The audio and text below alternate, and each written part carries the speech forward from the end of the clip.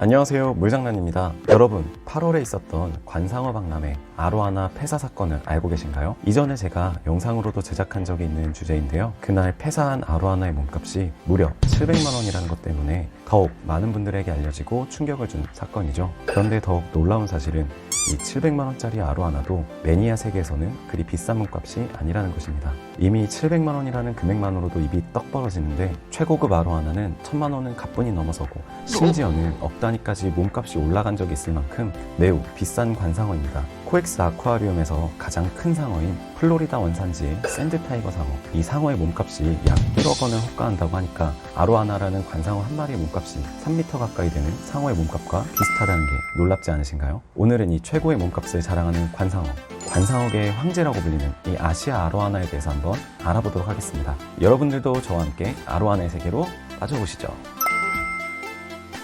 먼저 아시아 아로하나, 흔히 용이라고 불리는 이 관상어는 주로 말레이시아, 인도네시아, 베트남, 인도차이나 지역에 주로 서식하는 민물고기입니다. 서식지에 따라서 그리고 색상과 생김새에 따라서 금용, 홍용, 청용, 크게 세 가지 종으로 먼저 분류가 되는데요. 이름이 이렇다 보니 신화 속 불을 뿜는 용들이 먼저 생각나는 건 저뿐만이 아닐 겁니다. 개체에 따라 차이가 있기는 하지만 보통은 홍용이 가장 비싼 편이고 그 다음이 금용, 그리고 청용이 그나마 착한 몸값을 형성하고 있습니다. 금용 중에서도 과배금용, 홍미금용, 그리고 과배와 홍미가 교잡된 종인 고배금용, 그리고 홍용 중에서도 청룡과 교잡이 된 반자르레드 등 세부적으로는 종류가 더 나뉘어지지만 종류는 여기까지만 알아보도록 하고 본격적으로 아로하나의 사악한 이 몸값에 대해서 알아보도록 하겠습니다. 자, 그렇다면 아시아 아로하나의 몸값은 왜 이렇게 비싼 걸까요? 먼 과거 중국이나 동남아시아에서는 이 아로하나를 구이나 회 등 식용으로 잡아먹기도 했다는 기록이 있는데요. 지금 생각하면 수백만 원짜리 반찬이 되겠지만 당시에는 식탁에도 오를 만큼 지금보다 개체수가 많았다고 합니다.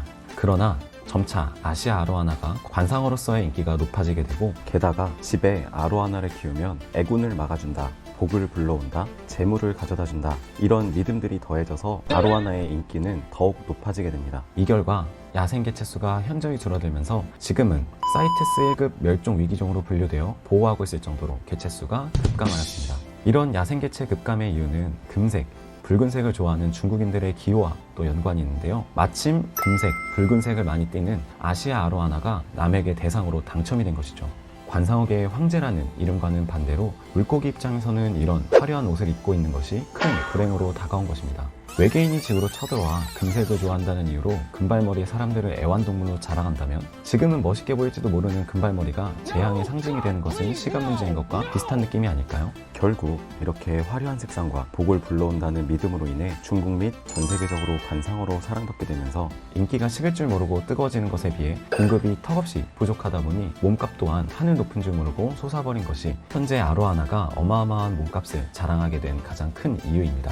그나마 최근에는 이전에 비해 양식 기술이 많이 발달하였고 따라서 유통량도 많아져서 최상급 아로하나가 아니라면 입문 개체들은 일반 브리더들도 한 번쯤 무리해서 입양을 해볼 수 있을 정도로 몸값이 조금 낮아지기는 했지만 여전히 야생 개체 수는 크게 회복이 되고 있지 못하다고 합니다. 열대역의 왕자, 황태자라고도 불리는 디스커스 또한 그 화려한 모습으로 인해 수출업자들에게 남획되어 야생 개체수가 현저히 줄어든 것을 보면 물고기 입장에서 화려하고 멋있는 옷을 입고 있는 것이 꼭 좋은 일만은 아닌 것 같습니다. 앞으로도 꾸준히 관상어 양식 기술의 발전과 더불어서 야생 개체의 보호와 보존에도 모두가 힘을 합쳐 아시아 아로하나 같은 멋진 관상어들을 야생에서도 그리고 우리 곁에서도 꾸준히 만날 수 있다면 좋겠습니다. 마지막으로 이 아시아 아로하나들이 먹이를 먹는 모습을 보며 영상을 마무리하려고 하는데요. 냉동 오징어, 미꾸라지 등 제법 큰 사이즈의 먹이를 먹는 모습이 장관입니다. 촬영에 협조해주신 주니멀 수족관에 감사드리며 여러분들도 이 아로하나들의 먹이 먹는 모습을 직접 보고 싶으시다면 수족관에 미리 연락을 하셔서 밥 먹는 시간에, 밥 주는 시간에 찾아가시면 직접 보실 수가 있습니다. 여러분들 재미있게 보셨다면 좋아요와 구독하기 꼭 부탁드리고요. 다음에는 더 재미있고 유익한 영상으로 찾아뵙겠습니다.